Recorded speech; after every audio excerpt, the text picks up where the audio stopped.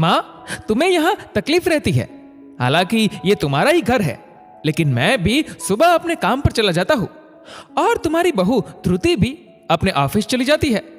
बच्चे स्कूल से जब तक आते नहीं तब तक तुम्हें अकेले रहना पड़ता है।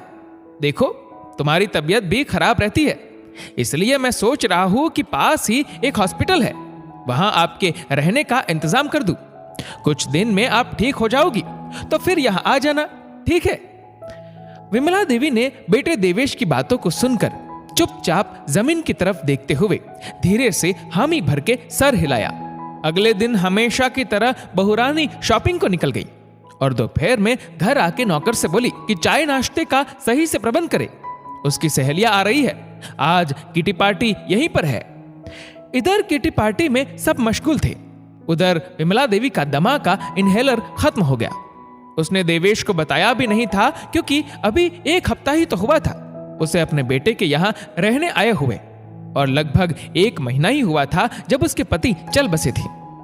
तब तो वो गांव में रहती थी। पति की मौत के बाद बेटा उसे अपने साथ शहर ले आया, जहां वो अपने परिवार के साथ रहता था। जब उसकी सांस फूलने लगी तो वो न चाहते हुए भी बहू को आवाज देने लगी। बहू की सहेलियों ने बताया, देखो तुम्हारी सांस बुला रही है, जाओ सुनाओ। ध्रुति चेहरे पर झूठी मुस्कान लाकर उठी और सांस के कमरे में घुसते ही गुस्से से बोली, देखो आपको शहर के बारे में कुछ मालूम नहीं है, यहां ऐसे नहीं बुलाया जाता। विमला देवी खांसे जा रही थी, उसकी सांस फूल रही थी, लेकिन ध्रुति बोलती रही कि अब मुझे न बुलाना, जो चाहिए नौकर से मंगा लेना।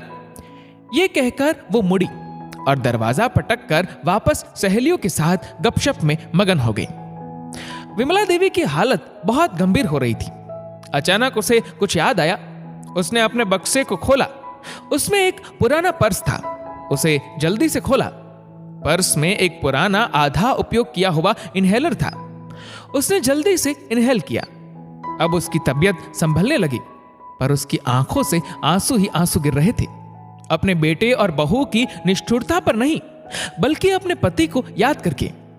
ये वही पर्स था जिसे उसके पति ने पिछले साल ही उसे उपहार दिया था। और जब उसने कहा था कि पर्स तो बहुत है उसके पास, तो उसके पति ने कहा था, देखो तुम्हें दमे का रोग है और तुम अक्सर दवाई भूल जाती हो। एक डिबिया मैंने इसमें रखी है इनहेलर की, ताकि कभी भूल जाओ तो यहां से ले लेना। फिर विमला देवी कुछ और सोचने लगी। उसे कुछ और याद आया। उसने उसी पर्स में एक छोटी सी पर्ची देखी और अब उसमें एक अजीब सी हिम्मत जगने लगी। विमला देवी ने दराज से कलम निकाला, एक पेपर जो अलमारी में रखा था, उस पर कुछ लिखा और अपनी छड़ी के सहारे धीरे धीरे कमरे से बाहर निकली और फिर घर से भी बाहर आ गई। शाम को घर में कोहराम मचा हुआ था। देवेश ध्रुति दोनों लड़ रहे थे और कारण सिर्फ यह नहीं था कि विमला देवी घर पर नहीं थी। ध्रुति ने कहा, अच्छा हुआ तुम्हारी मां चली गई। मुझे तो 1 हफ्ते से ऐसा लग रहा था जैसे मैं किसी जेल में रह रही थी। देवेश ने कहा, अरे यार उनके साइन लेने थे मुझे घर के प्रॉपर्टी पेपर्स पर, बस इसीलिए कह रहा था मैं कि कुछ दिन जेल लो। मैंने तो उन्हें वृद्धाश्रम में रखने की बात उन्हें हॉस्पिटल का बहाना देकर कर ही ली थी, पता नहीं कहां चली गई। तभी देवेश के फोन पर एक कॉल आती है।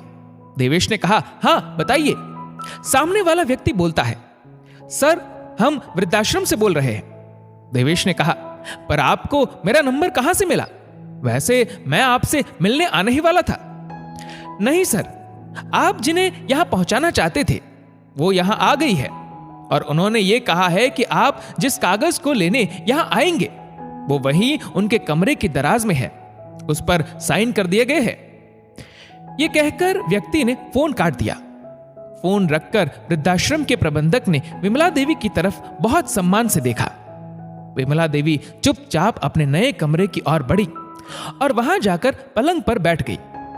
उन्होंने फिर से वो पर्स निकाला और उसमें से वो पर्ची जिसे उनके पति ने ये कह के उन्हें पढ़ने नहीं दिया था कि ये तभी पढ़ना जब मैं न रहूं। तब विमला देवी ने लड़ते हुए कहा था, तब तो मैं इस कागज को फाड़ ही देती हूं, लेकिन उसके पति ने उसे ऐसा नहीं करने दिया था। आज वही कागज उसने पढ़ा जब उसकी खुद की जान पर बनाई थी और उसे ये लग रहा था कि आगे की जिंदगी उसकी कैसे कटेगी। उस कागज पर एक पता और नंबर लिखा था जो उसके पति के दोस्त का था, जो उसी शहर में रहता था। और नीचे लिखा था, विमला, खुद को कभी अकेला मत समझना। मैं रहूं न रहूं, लेकिन तुम्हें किसी का भी मोहताज नहीं होना पड़ेगा। इस नंबर पर बात कर लेना। मैंने इनके पास बैंक में तुम्हारे लिए पर्याप्त पैसे जमा कर दिए हैं। तुम जहां भी होगी ये सज्जन तुम्हारी मदद करेंगे। तुम कभी घबराना मत, हमेशा हिम्मत से काम लेना, उसी तरह जितनी हिम्मत से तुम हमेशा मुझे बंधाती रही हो।